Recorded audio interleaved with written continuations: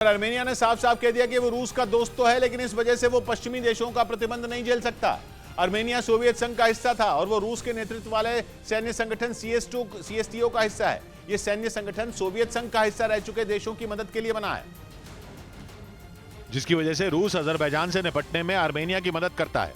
यही नहीं, पश्चिमी एशिया और यूरोप के बीच बसे आर्मेनिया को रूस से हथियारों की और दूसरी मदद भी मिलती है। लेकिन बदले हालात में आर्मेनिया ने जता दिया कि वो रूस की वजह से अमेरिका और यूरोप से दुश्मनी मोल नहीं ले सकता। आर्मेनिया के प्रधानमंत्री ने इस बारे में बयान दिया और खुलकर कहा कि आर्मेनिया रूस की दोस्ती की वजह से कोई भी प्रतिबंध झेलने की हालत में नहीं है, क्योंकि वो अमेरिका, यूरोपियन यूनियन और रूस तीनों से अच्छे रिश्ते चाहता है। मतलब ये कि आर्मेनिया और रूस की दोस्ती कमजोर पड़ रही है, जिसके संकेत आर्मेनिया ने खुद दिए और खुलकर जताया कि वो रूस से दोस्ती की कीमत पश्चिमी देशों से दुश्मनी मोल लेकर नहीं चुकाएगा।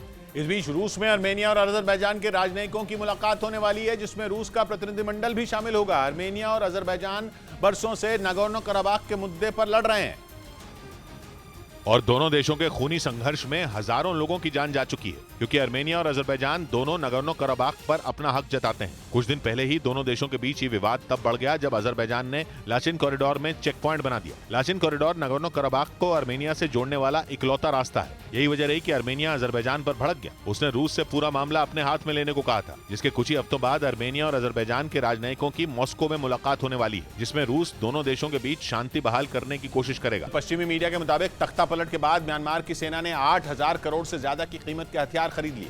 हाल ही में आई यूएन की रिपोर्ट का हवाला देकर पश्चिमी मीडिया ने दावा किया कि म्यांमार ने ज्यादातर हथियार रूस, चीन और सिंगापुर की कंपनियों से खरीदे, और जिनमें कुछ हथियारों का इस्तेमाल तो वहां के नागरिकों के खिलाफ ही किया गया। यूएन की रिपोर्ट के मुताबिक तख्ता पलट के बाद से म्यांमार में लोग लगातार विरोध प्रदर्शन कर रहे हैं, जिन्हें खामोश करने के लिए सेना ने खतरनाक हथियारों का इस्तेमाल किया। इसके बावजूद कुछ देशों ने बिना रुके वहां की सेना को हथियारों की सप्लाई की। पश्चिमी मीडिया के मुताबिक म्यांमार में फरवरी 2021 में तख्ता पलट करने वाली सेना लगातार बेगुनाहों का कत्ल कर रही है और उसमें चीन उसकी मदद कर रहा है, क्योंकि चीन पर वहां की सेना को फाइटर जेट्स और ड्रोन हथियार देने के आरोप लगे हैं। मतलब ये कि म्यांमार के गृह युद्ध की आग में चीन ने हथियारों की सप्लाई करके घी डालने का काम किया, जिसकी वजह से अब तक वहां हजारों लोगों की जान चली गई और लाखों लोगों को बेघर होना पड़ा।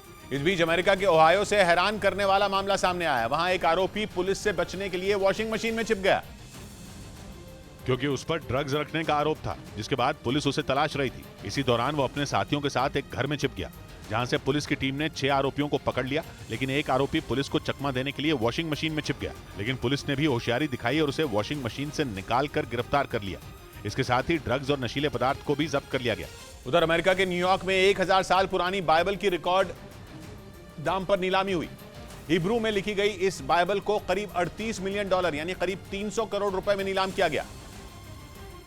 और इसके साथ ही हिब्रू बाइबल अब तक की नीलाम हुई सबसे महंगा ग्रंथ बन गई, जिसे अमेरिका की एक गैर सरकारी संस्था ने खरीदा और अब इसे इजराइल के तेल अवीव में रहने वाले यहूदियों को तोहफे में देने की तैयारी है। दावा है कि ये अब तक की खोजी गई सबसे पुरानी बाइबल है, जो करीब 1000 साल पुरानी है और जो हिब्रू इतिहास का सबसे प्रभावशाली ग्रंथ माना जाता है। इसलिए इसकी नीलामी ने सारे रिकॉर्ड तोड़ दिए, जो करीब 300 करोड़ रुपए में नीलाम हुई। इससे पहले नीलाम हुई सबसे महंगी रचना के तौर पर लियोनार्डो दा विंची की कोडेक्स लेस्टर थी, जिसका रिकॉर्ड अब टूट गया।